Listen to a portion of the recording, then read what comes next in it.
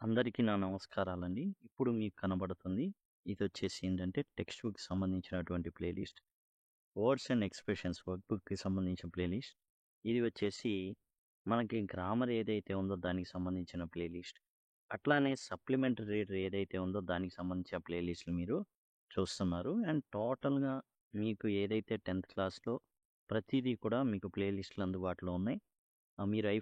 మీరు గనక ఫోన్‌లో చూస్తున్నట్లయితే ఐకార్డ్‌లో గనక మీరు పొందొచ్చు. అలానే డిస్క్రిప్షన్‌లో పొందొచ్చు. అట్లానే ఎండ్ స్క్రీన్స్ వస్తాయి. ఆ ఎండ్ స్క్రీన్స్ ద్వారా కూడా మీరు టోటల్ ప్లే లిస్ట్‌ని పొందొచ్చు. ఒకవేళ మీకు తెలియలేదు సింపుల్‌గా 10 లింక్ అని గనక కామెంట్ సెక్షన్‌లో అడిగినట్లయితే మీకు ఖచ్చితంగా ఆ లింక్స్ అనేవి నేను మీకు రిప్లైగా ప్రొవైడ్ చేస్తాను. ఇప్పుడు మనం 10వ తరగతి CBSE syllabus unit 3 black aeroplane ఏదైతే ఉందో పాఠ్యాంశం దానికి సంబంధించినటువంటి thinking about test question and ఆన్సర్స్‌ని మనం ఇప్పుడు చూడబోతున్నాం. టెక్స్ట్ బుక్‌లో మీరు చూసినట్లయితే పేజ్ నంబర్ 40 40వ పేజీలో మీకు ఈ థింకింగ్ అబౌట్ టెక్స్ట్ అనేటటువంటి ప్రశ్నలైతే ఉంటాయి. ఆ ప్రశ్నలకి సమాధానాలు మనం ఇప్పుడు చూద్దాం. ఈ కథ ఏంటి? కథ ఏందంటే తెలిసిందే. తను ఫ్లైట్‌లో వెళ్తున్నాడు. మధ్యలో మేఘాలనేవి వస్తాయి. వచ్చేస్తే ఇంటికి ఎలాగైనా వెళ్ళాలి అనేసి తనేం చేస్తాడంటే ఫ్రాన్స్ నుంచి ఇంగ్లాండ్‌కి ప్రయాణం అవుతాడు. ఇంగ్లాండ్‌కి వెళ్ళే దారిలో ఏందంటే రాత్రిపూట పెద్ద ఆహ్, ఏందంటే బాగా నల్లటి దట్టమైన మేఘాలు పర్వతాల్లాగా ఉంటాయి.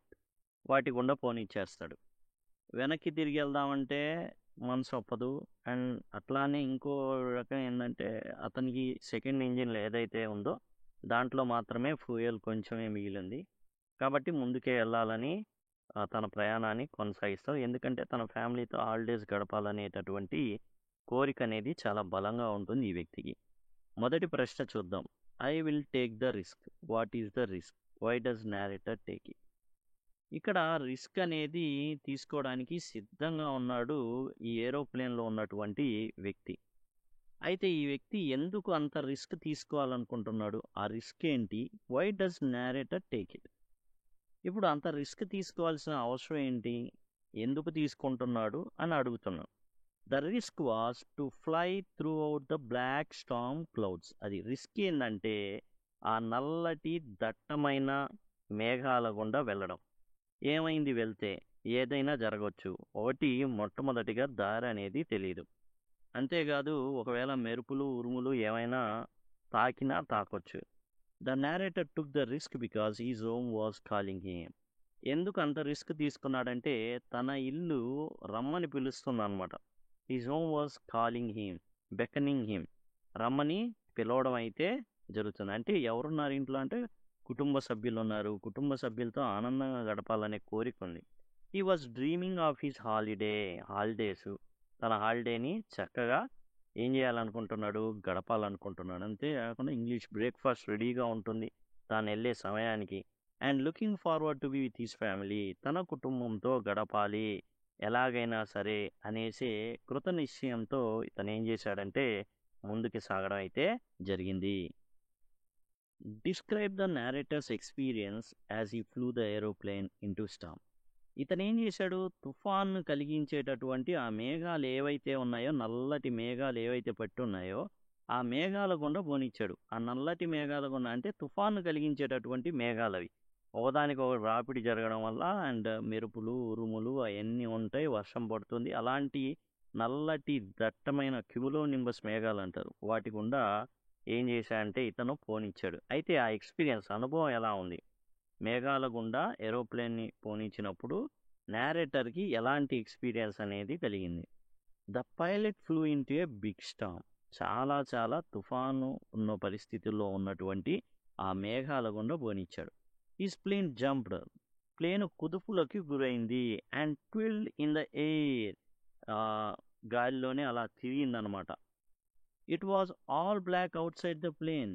ప్లేన్ బయట ఏం కనబడట్ల. ఎటు చూసినా నల్లగా, దట్టగా నలుపు ఏమి కనబడట్ల. The compass and other instruments stopped working.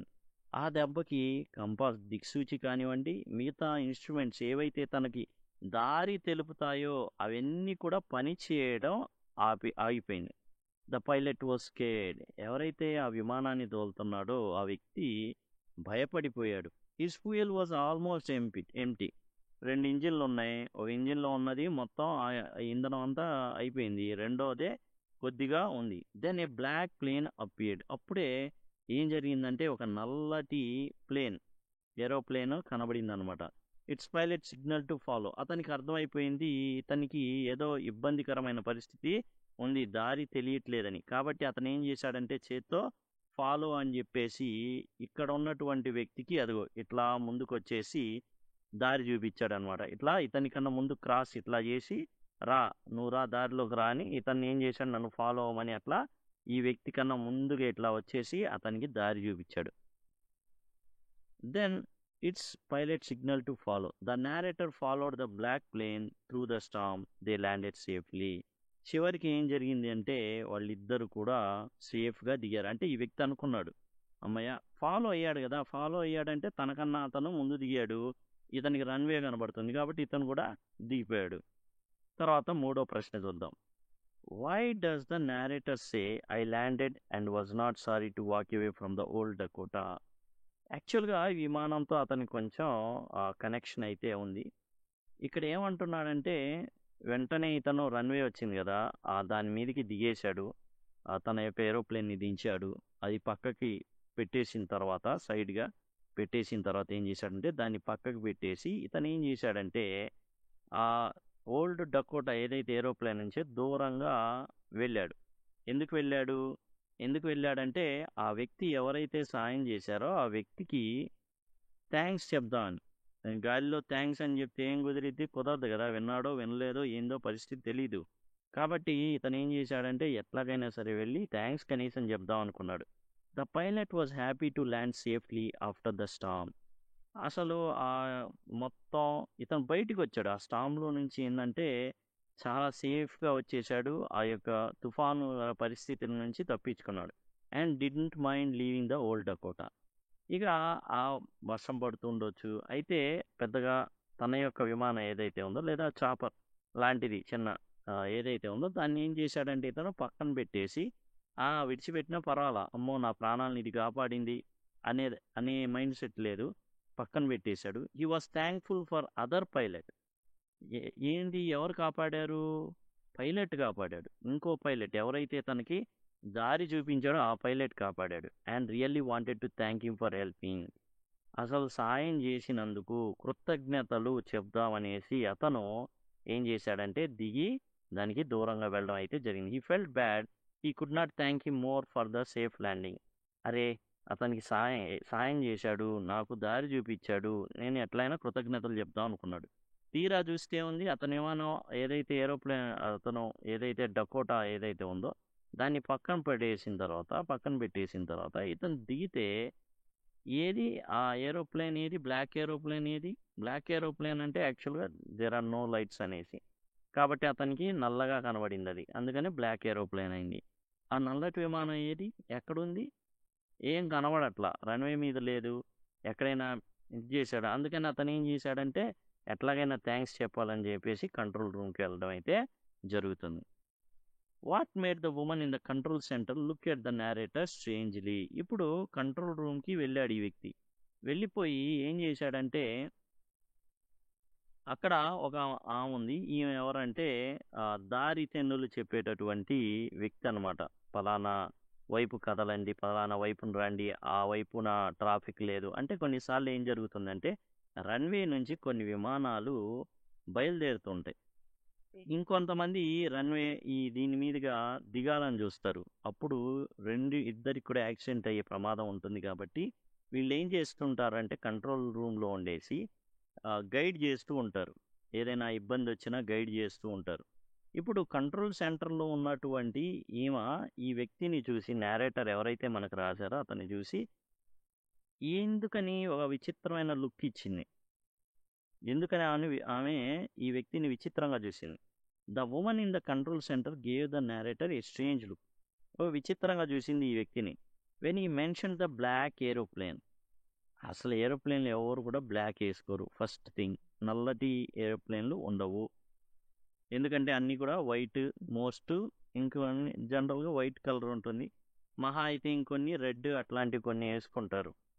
కొన్ని బ్లూ కలర్ ఇట్లాంటివి ఉంటాయి, మళ్ళీ ఫుల్గా ఉండవు. అలాంటిది బ్లాక్ ఎయిర్‌ప్లేన్ అన్నాడు. She looked surprised and said only his place in the sky. ఇంకో విషయం ఈమెని ఆశ్చర్యపరిచింది ఏంటంటే, అసలు ఇతను ఇంకో వ్యక్తి ఏందో దారి చూపించాడనో, రాడార్‌లో ఇతను ఒక్కడే ప్రయాణించి వస్తున్నట్టు ఉంటుంది. ఇతని ఏదైతే రేడియో ఏదైతే అయన్నీ ఉన్నాయో పాడైపోయినాయి. కాబట్టి ఈమె చెప్పినా గానీ ఇతనికి వినిపించట్లా. కానీ రాడార్ మాత్రం ఈ ఒక ఈ వెహికల్ ఏదైతే ఉందో, ఏరోప్లేన్ ఏదైతే ఉందో బ్లాక్ డకోటా, ఇతను ముందే చెప్తాడు బ్లాక్ డకోటాలో సారీ ఓల్డ్ డకోటాను నెంబర్ అనేది చెప్తాడు ముందే. కాబట్టి ఆమెకేందంటే ఓకే, ఒక విమానం గాల్లో ఎగురుతుంది అంతే, అంతవరకే తెలుసు. సో రాడార్‌లో ఒక్కటే కనబడుతుంది. The radar confirm this. Radar కూడా కన్ఫర్మ్ చేసింది ఒక్కటే ఎగురుతుంది గాల్లో అని. Showing only his plane in his night sky. అతని ప్లేన్ మాత్రమే, అతని యొక్క విమానం మాత్రమే, అతను మాత్రమే, ఒక్కడు మాత్రమే ట్రావెల్ చేస్తున్నాడనేసి రాడార్‌లో కనబడుతుంది. ఇతను ఆల్రెడీ ముందే రేడియోలో చెప్పడం ద్వారా ఈమెకి కన్ఫర్మ్ అయింది. అయితే ఇతనేం చెప్తున్నాడు, ఇంకో వ్యక్తి ఉన్నాడు అని చెప్పేసరికి స్ట్రేంజ్‌గా చూసిందనమాట. బ్లాక్ ఎయిర్‌ప్లేన్ కావాలి, ఆ వ్యక్తికి కావాలి, ఆ పైలట్ దయచేసి చెప్పండి, అతనికి థ్యాంక్స్ చెప్పాలనేసరికి ఆమె ఏం చేసింది, విచిత్రంగా చూసింది ఇతని వంక. Who do you think helped the narrator to reach safely.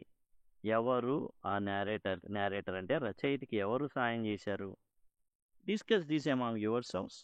మరి విద్యార్థులు వాళ్ళంతట వాళ్ళే డిస్కస్ చేసుకోమన్నారు. And give reasons for your answers. మీరు అనుకునేటటువంటి ఆన్సర్కి ఏంటంటే కారణాలని తెలపమన్నారు. There is no clear reason for the unknown pilot's appearance. అసలు ఇక్కడ లాజిక్కే లేదు, ఎందుకంటే రాడార్ మీద ఒక్క విమానమే కనబడుతుంది. అసలు ఈ అన్నోన్ పైలట్ ఎవరో అనేది లాజిక్ అయితే అందట్లా. లాజిక్కి అందనప్పుడు మనం మ్యాజిక్ వైపు చూస్తాం. Maybe the narrator imagine it because only his plane showed on the radar. ఇప్పుడు రాడార్ మీద కేవలం ఒకే ఒక్క విమానం ఎగురుతుందని చూపిస్తుంది కాబట్టి నేరేటర్ తనకు తాను ఊహించుకొని ఉండవచ్చు. Maybe narrator imagine it. ఎట్లా? తాను వెళ్ళేటప్పుడు ఆ అద్దంలో తన లైట్లే ఏవైతే ఉన్నాయో అవే కనబడి, తన అద్దం మీద తన ప్రతిబింబమే కనబడి ఉండొచ్చు. ఇంకో వ్యక్తి ఉన్నాడు, కిటికీలో నుంచే చూస్తాడు కదా, జనరల్ కిటికీ అంటే క్లోజ్ చేసి ఉంటుంది, అద్దం ఉంటుంది. అంతా చీకటి ఉన్నప్పుడు ఈ వ్యక్తి నీడే ఆ అద్దం మీద పడి ఇంకో వ్యక్తి ఉన్నట్టు భ్రమించి తాను మూవ్ అయ్యి ఉండవచ్చు అనేది ఇంకో థాట్ ప్రాసెస్ అనమాట. డిస్పైట్ ద ఫియర్, భయపడినప్పటికీ ఎవరు, narrator, he was Brave enough to fly through the Storm and land safely. ఇంత భయపడిపోయాడు, ఇంత అయ్యో ఇంజిన్లో ఇంధనం అయిపోతుంది, కానీ చాలా ధైర్యంగా ఏం చేశాడు, గాలిలో మరి అక్కడ చాలా ధైర్యంగా తాను ఏం చేశాడంటే డ్రైవ్ చేసుకుంటూ ఆ యొక్క స్టామ్ని కలిగించేటటువంటి మేఘాల గుండా ప్రయాణించి సేఫ్గా ల్యాండ్ అయ్యాడు. అంటే ఇక్కడ క్లియర్ కట్ ఏంటంటే తానే ఏం చేశాడు, ఓన్గా ధైర్యంగా ముందుకు సాగి తన ప్రాణాలని దక్కించుకున్నాడు అనేసి మనం అయితే ఇక్కడ చెప్తున్నాం. చూడండి, ఇది టెక్స్చువల్ ఏవైతే లెసన్స్ ఉన్నాయో అవన్నీ కూడా మీకు వరుసగా ఇక్కడ ఇవ్వబడినాయి, టెక్స్చువల్కి సంబంధించినటువంటి మొత్తం. అట్లానే ఏవైతే words and expressions to present చెప్పబడుతుంది ఇదంతా కూడా.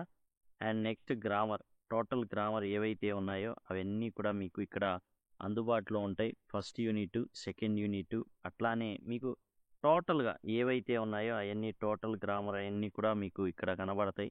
అదిగోండి, ఫస్ట్ యూనిట్ సంబంధించిన టోటల్ గ్రామర్, సెకండ్ యూనిట్కి సంబంధించిన టోటల్ గ్రామర్, అండ్ థర్డ్ యూనిట్కి సంబంధించినటువంటి టోటల్ గ్రామర్. ఈ విధంగా మీకు ఏంటంటే గ్రామర్ కూడా అన్ని వరుసగా ఉంటాయి ఈ ప్లేలిస్ట్లో. ఈ ప్లేలిస్ట్లు మీకు ఐకార్డ్స్లో అండ్ స్క్రీన్స్లో అండ్ డిస్క్రిప్షన్లో అవైలబుల్గా ఉంటాయి. ఒకవేళ యాక్సెస్ చేసుకోలేని పక్షంలో సింపుల్గా 10 లింక్ అని గనక కామెంట్ సెక్షన్లో అడిగినట్లయితే రిప్లైగా నేను ఆ యొక్క ప్లేలిస్ట్ లింక్లు అనేవి ప్రొవైడ్ చేయడం జరుగుతుంది. Thanks a lot.